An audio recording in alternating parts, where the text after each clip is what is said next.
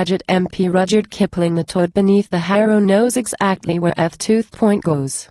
The butterfly upon the road preaches contentment to that toad. Pagett, MP, was a liar, and a fluent liar therewith.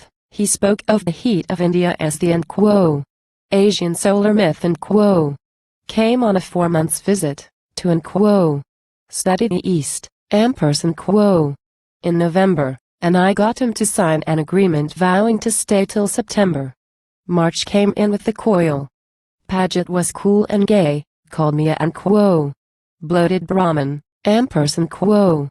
talked of my princely pay, March went out with the roses, where is your heat, said he, coming, said I to Pagett, Skittles,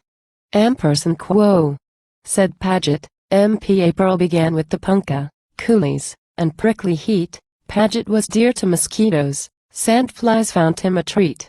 He grew speckled and mumpy-hammered, I grieve to say, Aryan brothers who fanned him, in an illiberal way.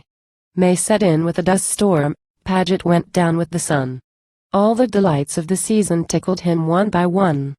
Imprimis, 10 days in liver and due to his drinking beer. Later, a dose of fever, slight, but he called it severe. Descent retouched him in June, after the Chotaber sat, lowered his portly person, made him yearn to depart.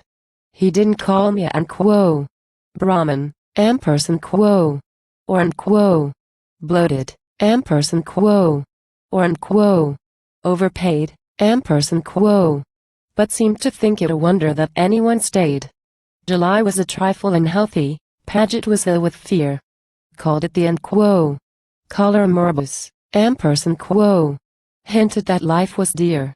He babbled of Eastern exile, and mentioned his home with tears.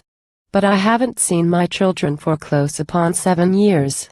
We reached 121 in the court at noon. I've mentioned Pagett was portly. Pagett went off in a swoon. That was an end to the business. Pagett, the perjured, fled with the practical, working knowledge of solar myths in his head.